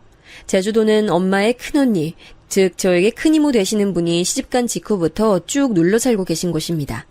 큰 이모부께서도 제주도 토박이세요. 건강이 안 좋으신 아빠는 그곳에서 텃밭이나 살짝 가꾸고 엄마께선 큰 이모가 하시는 식당 같이 하다가 이어받으시는 것으로 이미 그렇게 계획도 세우셨더라고요. 평범한 고깃집인데 엄마께선 제주도가 흑돼지로 유명하다는 걸 내세워서 흑돼지 삼겹살 전문집으로 발전시키겠다는 포부까지 이미 갖고 계셨어요. 친정 부모님께서는 일찍이 사업을 해오셨고 정말 존경스러운 능력자입니다. 저희 부모님을 잘 아시는 분들로부터 황금손 부부라고 불리우실 만큼 금전 감각이 뛰어나세요. 배포는 크시지만 젠체하는 성미들이 전혀 아니셔서 어디 가서 돈 10원 한 장을 자랑하신 적도 없으시죠. 사업적인 건 당연히 걱정 안 됐지만 과연 제주도의 고즈넉한 시골집 생활에 적응하실지 그게 걱정이네요. 아, 참고로 시부모님께서도 원래 도시 생활하시다가 시골 생활을 시작하신 분들인데요. 멀리 이동하신 건 결코 아니고 서울 사시다가 경기도 광주에 유유자적한 생활을 하러 들어가셨습니다. 그 동네를 시어머니께서 특히 좋아하셨고 자부심도 무척 느끼신 걸로 알아요. 이야, 지금까지 치열하게 달려온 게 안 아까운 동네 풍경이네. 고즈넉한 동네, 수준 맞는 사람들이 사는 고급 단지. 아유, 바로 이거야. 인생을 성공으로 이끈 진짜 백이 성공한 사람들만이 누리는 인생 이막의 안락함. 그게 바로 이런 거라고. 평생 이런 맛은 못 느껴보고 늙어 죽는 사람들이 우리나라에 얼마나 많을까? 우리 집안 정도면 하여간 상류층 문화란 문화는 다 누려보고 산다니까. 계급의 사다리 같은 것에 시어머니께선 일찍이 관심 많으셨대요. 그러실만 했죠. 왜냐면 시부모님께서는 믿었던 지인에게 사기를 당한 후 어렵게 사신 전적이 있으시거든요. 근데 죽으란 법은 없는지 집안 차원에서 옛날에 사뒀던 시골 땅이 수지를 맞은 거예요. 그걸로 형편이 좀 폈고 시어머니께서는 자식들에게 모든 교육을 지원해 주셨습니다. 변하지 않는 자산은 지식이라고 여기신 걸 수도 있겠네요. 자식 농사가 최고라는 것이었겠죠. 남편은 사남매인데요. 첫째인 아주머님께서는 법조인의 길을 걸으셨습니다. 둘째인 큰 신우는 원래 고등학교 때까지 의사를 꿈꿨지만 대입 직전에 현실적인 목표로 설정을 하고 교대를 들어갔어요. 그렇게 교사가 됐죠. 셋째가 남편인데 연봉 괜찮은 중견기업에 재직하는 회사원이었고요. 막내인 작은 신우이가 마치 자기 언니 대신 의사라는 목표를 가진 사람처럼 의대를 들어갔습니다. 저하고 남편이 처음 사귀기 시작했을 때 작은 신우이는 한창 의대 재학 중이었네요. 이러니까 우리 집에선 내가 자유로운 영혼으로 꼽히는 거야. 영희야, 저번에 내가 얘기해줬었나? 내가 어렸을 때 우리 집 형편이 확 안 좋아졌던 시기에 미국 사시던 큰 고모가 나를 맡아주겠다면서 데리고 가주셨거든. 그래서 내가 어렸을 때 2년을 미국에서 살아본 거였어. 근데 너무 황당한 게 우리 엄마는 자꾸 미국 물이 잘못 들어서 사상이 자유로워지고 학업에 흥미가 없는 거라고 생각을 하셔. 그것 때문에 큰 고모 원망도 많이 하셨어. 아니 왜? 만약에 미국만 그때 안 갔어도 오빠가 더 공부 열심히 하고 전문직 종사자가 됐을 거라고 설마 그렇게 생각하시는 거 아니지? 왜 아니겠어. 맞아. 그래서 우리 엄마는 진지하게 큰 고모 원망하셨고 이것 때문에 아버지랑 종종 말다툼도 해오셨어. 이 이야기를 듣고 너무 황당하다 생각했어요. 대체 가족을 위하는 마음이셨던 큰고모님은 무슨 잘못이고 미국은 또 무슨 죄인가요? 저는 그냥 웃고 넘겼는데 설마 결혼을 염두에 두고 시어머니를 뵈러 갔을 때 그 미국 얘기를 진짜로 듣게 될 줄은 몰랐죠. 남편이 대학교 때 미국으로 교환학생 갔다가 저를 만난 거였으니 시어머니 입장에선 미국이란 씹어먹어도 시원찮을 나라였을지도 모르겠습니다. 시어머니께서는 제 면전에 대고 결사 반대를 외치셨던 분이었지만 결국 저와 남편이 결혼으로 가는 길을 막진 못하셨어요. 저와 남편이 꼭 결혼 상대를 서로여야만 한다고 강력 주장했던 게 단연코 1순위 사유였고요. 그 다음으론 시아버지께서 저희를 지지해 주시면서 허락해 주신 게 유효하게 작용했습니다. 차마 대놓고 제 이런 짐작을 꺼내어 볼 곳은 없었습니다만 드센 시어머니 때문에 시아버지께서 그간 골머리를 많이 알아오신 듯 했어요. 자식 농사를 줄줄이 성공시키신 자부심 때문에 시어머니께서 유세를 많이 부려오신 모양이었죠. 그런 시아버지의 눈에는 저라는 사람이 무척 무난하고 좋아 보이셨나 보더라고요. 제가 남편보다 직업도 연봉도 부족한데 그런 것 따위 전혀 신경 안 쓰셨거든요. 그리고 또 저희 부부가 결혼하기 전에 아주 공교로운 일이 벌어졌습니다. 바로 신혼집이 구해진 거였어요. 구하려고 구한 게 아니라 신혼집이 절로 생긴 셈이었죠. 아주버님께서 일을 해외로 가서 하시게 된 게 이유였습니다. 거의 3년 일정으로 잡고 계신다 하기에 아주버님 식구가 다 함께 해외로 떠나게 되었고 큰 가구만 남겨둔 그 집에 저희 부부가 들어가서 결혼 생활의 첫 시작을 하기로 한 것이죠. 먼저 그러고 싶단 말도 안 했는데 아주버님께서 그냥 제안을 막 해오셨어요. 어차피 집을 내놓을 것도 아니고 남은 큰 짐들은 관리를 해야 하는데 그러려면 누구라도 들어와서 사는 게 최고라는 것이었죠. 이 사태를 당혹스러워하신 분은 단연 시어머니셨어요. 우리 장남이 너무 이렇게 급작스럽게 외국까지 나가서 일을 하게 되다니 오만 걱정이 다 앞서네. 아이 근데 왜 하필 미국이야? 난 왜 이렇게 그놈의 미국이라는 소리만 들어도 짜증이 확 나지? 그러면서 시어머니께서는 저를 엄청 노려보셨죠. 저는 눈치 하나 없는 사람인 척 연기하면서 시어머니께 따스한 눈빛으로 화답해드렸습니다. 그러자 질색하시면서도 그날 다시는 저를 안 노려보시더라고요. 무튼 신혼집까지 정해진 이상 저희는 무조건 결혼하는 것이었죠. 심지어 정말 인기 많은 예식장에 웬일로 취소 자리가 나서 일찍 결혼식까지 올렸어요. 아주버님 식구들의 출국 일정에 맞추다 보니까 그렇게 됐고 상견례도 엄청 간단하게 지나갔어요. 결혼식 날 저는 시어머니께서 제 친정엄마 쪽을 바라보시며 경악하신 눈빛으로 이렇게 중얼거리시는 모습을 목격했습니다. 도대체 머리를 어디서 해온 거야? 아니 지금 때가 어느 때인데 김원선이 한창 노래 부르고 다니던 시절에 그 머리를 나고 오셨어. 세상에 난 몰라. 아유 누가 촌스러운 삼겹살 식당 하는 여사장님 아니랄까봐 온몸으로 촌티를 팍팍 풍기시는구만. 아유 창피하다고 해야 할지 수치스럽다 해야 할지. 그날 엄마께선 가수 김한선의 옛날 머리 같은 올림 파마 머리를 하고 오셨어요. 근데 중요한 건 엄마께서 그런 스타일을 정말 좋아하실 뿐더러 굉장히 잘 어울리셨다는 거죠. 너무 잘 어울려서 오히려 머리가 그렇게 튄다는 느낌이 없을 정도였어요. 하지만 시어머니께서는 저희 엄마를 향해 이미 색안경을 끼신 상태였기 때문에 엄청 안이 곱게 보셨습니다. 그리고 그날 또 소소한 일화가 하나 있었죠. 엄마께서 결혼식에서 만나는 가까운 지인이나 친척분들에게 주시려고 제주도에서부터 흑돼지 고기를 공수해 오셨어요. 생고기를 진공 포장한 것이었고요. 본식 순서가 모두 끝나고 나서 엄마께선 그걸 손수 몇몇 분들에게 나눠주셨습니다. 그러면서 시어머니를 향해 인사를 건네셨죠. 사부인, 영희에게 듣자하니 고기 로스는 다 좋아하신다면서요. 사부인 특별히 챙겨드리려고 양 많이 진공 포장한 것도 챙겨왔어요. 이거 구워 드시면 정말 맛있을 거예요. 숙성이 아주 제대로 됐거든요. 아이고 뭐 이런 걸 다 주고 그러세요. 고기는 마트 가면 1년 365일 살 수 있는 걸 굳이 이렇게 보냉 가방에 바리바리 넣어서 가져오실 필요가 있으셨을까 싶네요. 무튼 주신다니까 감사히 챙겨가겠습니다. 맛있게 먹을게요. 보냉 가방의 맨 아래에 있던 것을 챙기던 시어머니께서 돌연 헛구역질을 하셨어요. 이유는 보냉 가방 위로 한 겹 더 포장하듯 둘러맨 보자기 천이 있었는데요. 그게 새 제품이어서 섬유 자체의 냄새가 크게 나고 있었는데 돼지고기 냄새와 혼합되면서 시어머니 비위를 건드렸나 봐요.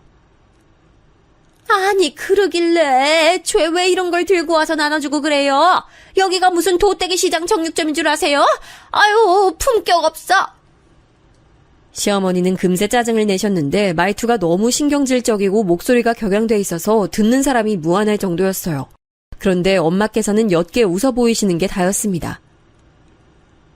제가 생각이 짧아서 민폐를 끼쳤네요. 죄송합니다. 정중하게 사과를 하셨는데 황당하게도 시어머니는 바로 이게 마음에 안 드신 모양이었어요.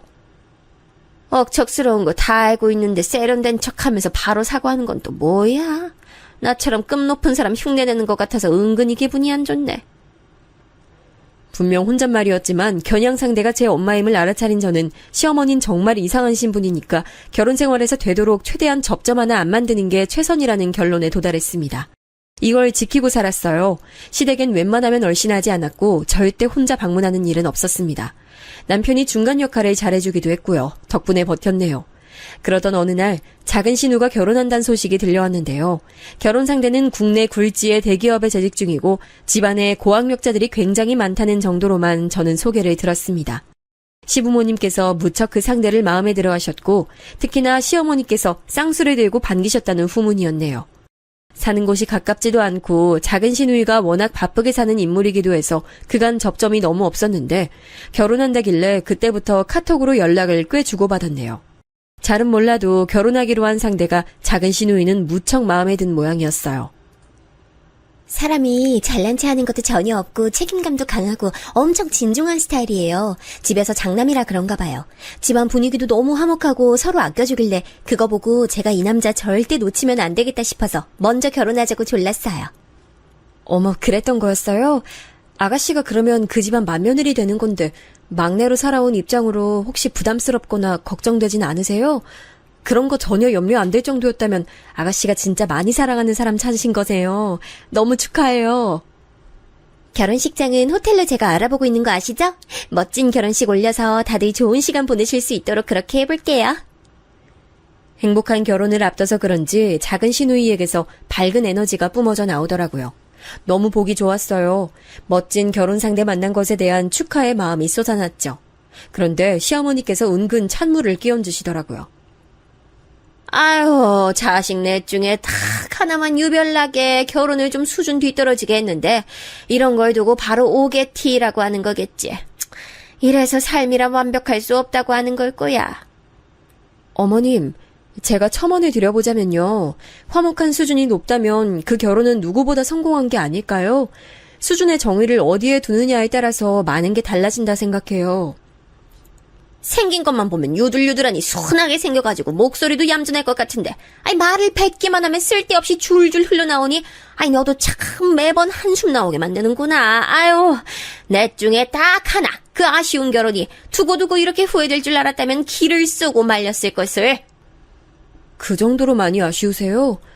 하지만 어머님, 제가 잘 알진 못하지만 아주버님께서는 일을 사랑하시는 것만큼 가정을 아끼시는 분이세요. 그러니까 아주버님 너그러이 봐주세요. 너 지금 뭔 헛소리를 하는 거야? 우리 장남은 왜 들먹거려 갑자기? 네? 어머님께서 자꾸 아쉬운 결혼 어쩌고 하시는 게 아주버님 얘기잖아요. 미국 엄청 싫어하시는데 지금 미국 가서 아직도 안 돌아오고 계시니까요. 아니. 수준 높은 집안 여자하고 잘 결혼한 우리 장남 말고 작은 아들 돼지 비린내 폴폴 풍기는 집안 여자 너랑 결혼한 우리 아들 준성이. 시어머니께선 격분해서 말씀을 끊어 뱉으시더니 이내 뒷목을 잡으셨어요. 하여간 다혈질이었죠. 저는 모른 척 자리를 떴고 이런 제 태도가 시어머니 심기를 자꾸 건드려댔나 봐요. 웬만하면 남편에게 다이렉트로 말씀 안 하시는 시어머니께서 하루는 전화를 다 하셨습니다. 걔는 애가 왜 그렇게 말도 못 알아쳐먹고 은은하게 싸가지까지 없니? 응? 걔 너한테도 그러지? 아유, 하여간에 무식해가지고 엄마는 우리 춘성이만 생각하면 마음이 아파. 마음이 막 찢어져. 더 잘나고 멋진 여자 우리 춘성인 충분히 골라 잡아서 결혼할 수 있었는데. 엄마, 그런 얘기는 왜 하세요? 저 결혼해서 잘 살고 있어요. 나도 알아. 아는데 불쑥불쑥 아쉬운 마음이 드는 거 이건 어쩔 수 없는 부모 마음이야. 너도 이 다음에 네 자식 결혼한다고 하면 그때 가서 내 마음 다 이해할 거야. 준성아, 네 동생은 명문대 나오고 대기업 다니고 집안 교육 수준도 높은 아주 다 갖춘 남자 물어다가 결혼하는데 넌 이거 보면서 뭐 느끼는 것도 없어? 잘 모르겠는데요. 그리고 엄마, 저 지금 운전 중이라서 휴대폰 집사람이 들고 있어요. 그래서 함께 듣고 있어요. 너는 그 얘기를 왜 지금 해? 아우, 열받아. 하여간에 되는 일이 없어. 시어머니께선 전화를 뚝 끊어버리셨고 저랑 남편은 어이없다는 시선을 교환했죠. 어쩌다 보니 그 주의 주말에 일정이 괜찮아서 남편하고 제주도를 다녀왔어요. 서울에서 아빠 의료보조기구 사서 챙겨간 것도 큰 이유였고요. 아빠께서 건강이 썩 좋진 않으시거든요. 그래서인가 고즈넉한 제주도 생활 하시는 게 보기는 좋더라고요. 엄마께서는 역시나 만반의 의욕을 가지고 식당을 운영 중이셨는데 입소문이 나서 점점 더 잘 되고 있었어요. 전문적인 매장 관리자까지 뽑은 상태인 걸 보고 저희 엄마 정말 멋지단 생각을 했네요. 남편하고 맛있게 삼겹살도 먹었는데 작은 시누이가 결혼식 일정으로 잠깐 얘기할 게 있어서 전화가 왔길래 별 생각 없이 말해줬어요. 저희 부부 제주도 와서 삼겹살 먹고 있다고요. 근데 그게 시어머니 귀에 들어간 거예요. 준송아, 엄만 정말 섭섭하다. 넌 이 엄마한테 말도 안 하고 제주도까지 불쑥 가버릴 수가 있니? 그리고 그 돼지 똥비린내 나는 고기는 왜 먹으러 갔어? 왜 우리의 찰난 아들이 처가 음식 팔아주려고 애를 써야 되는지 엄만 이 상황 자체가 너무 가슴이 아프고 섭섭해. 남편에게 이런 카톡을 보내놓으신 걸 보고 진짜 고개가 저절로 저어졌습니다. 대체 왜 이러시는지 모르겠더라고요.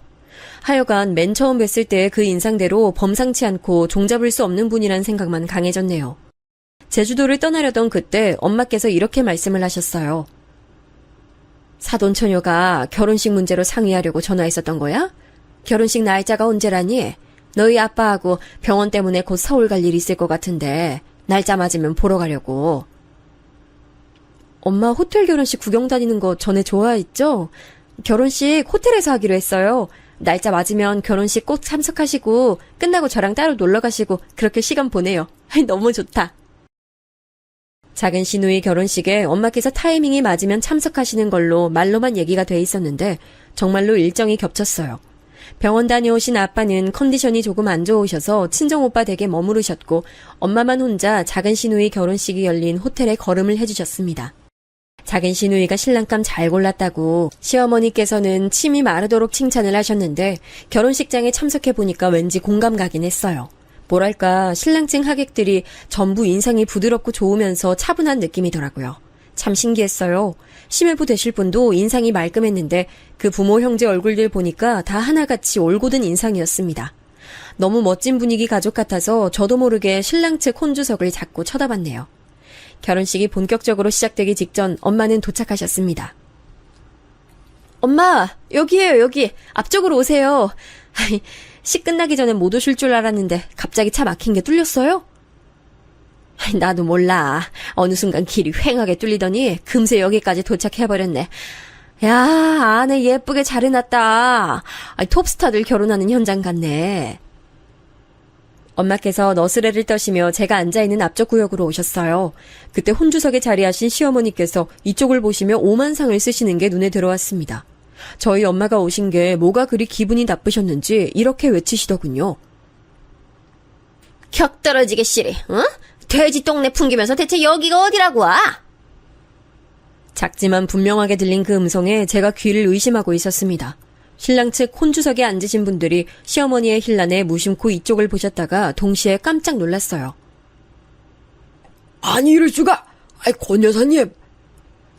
심해부 부친 되시는 사돈어른께서 자리에서 벌떡 일어나셨습니다.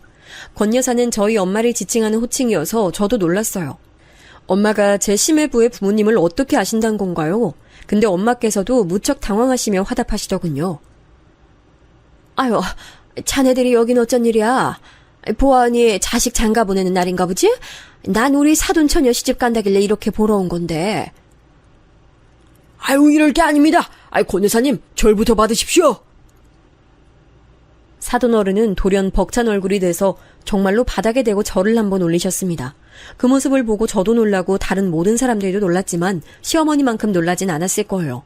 무척 당황한 시어머니께서 목소리까지 떨며 물어보셨거든요. 혹시 따로 아는 관계이신 건가요? 예, 그렇고 말고요. 우선 권 여사님께서는 저희 지역 거물로 꼽히시는 분이십니다.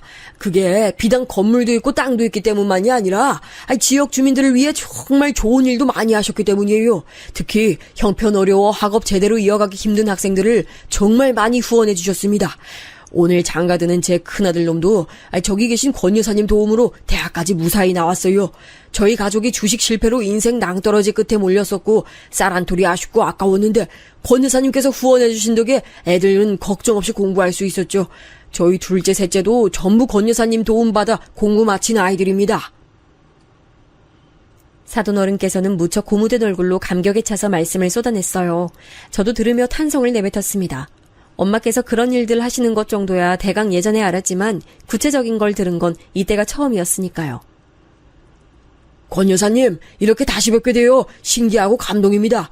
저희 둘째 셋째 모두 명문대 간판 달고 좋은 직장 들어가서 자기 돈벌이 하고 있습니다. 권 여사님 덕분에 가능했던 것 같아요.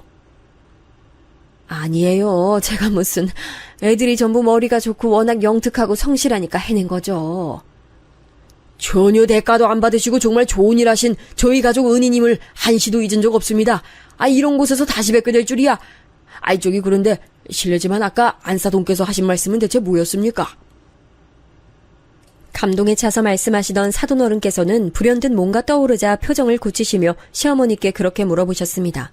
넋이 빠져있던 시어머니께서 흠칫하시면서 대답을 하셨는데 눈에 초점이 없었어요. 아유, 아무것도 아닙니다. 아유, 저희 사부인께서 얼마나 인망이 좋으신지 전 진작에 그걸 알아봤죠. 근데 부동산까지 그렇게 다 있으실 줄은 몰랐네요. 아유, 얼른 시기 시작하고 빨리 끝이 나야 제가 직접 여쭤볼 텐데 아쉽네요.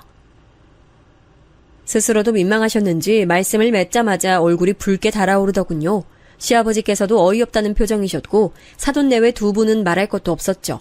기가 막힌 낯을 하고 계셨어요. 그런데 엄마께서 자리에 가만히 책석하시며 결혼식 순서를 기다리자 다른 분들도 자연스레 그걸 따랐습니다. 결혼식은 무사히 끝났는데 단체 사진을 찍자마자 시어머니께서는 갑자기 주랭랑 치셨습니다. 아유, 어제 먹은 떡이 잘못됐나. 자꾸 속이 안 좋네. 전 좀 먼저 가봐야 할 것 같네요. 천천히들 즐기세요. 도망을 치다니 정말 치사하고 멋없는 방법이었죠. 제 엄마의 정체를 알게 된 작은 신우와 심해보는 기절할 땐 놀랐는데요. 심해보는 부전자전음을 증명하듯 당장 엄마께 절부터 올렸습니다. 분위기는 감동이 섞인 화기애애함이었어요. 단언컨대 시어머니를 제외한다면 나머지 모두가 그날 화목하고 사이좋게 친목을 쌓고 회포를 풀었습니다. 그리고 이튿날 시어머니의 어색한 사과가 이뤄졌죠. 내가 그간 사부인이 어떠신 분인지 몰라 뵙고 행동을 했어. 너에게 내가 진심으로 사과를 전할게. 당연히 물론 사부인께도 따로 연락드릴 참이야. 궁금한 게 있는데요. 어머님은 그러면 재산 정도에 따라서 사람 끝매기고 거기에 맞춰서 행동하시는 분이세요? 제 일침에 시어머니께서는 아무 반박도 못하셨습니다. 그러더니 사흘 정도 끙끙 앓아누우셨죠. 시아버지 표현에 따르자면 그냥 화병 말고 울화병이란 게 도지신 듯 했습니다. 어쨌거나 이때 털고 일어나신 이후론 저에게 눈치 안 주시고 잔소리 안 하시고요. 특히 남편에게 결혼 잘못했다느니 하는 내용의 기억자도 안 꺼내게 됐네요.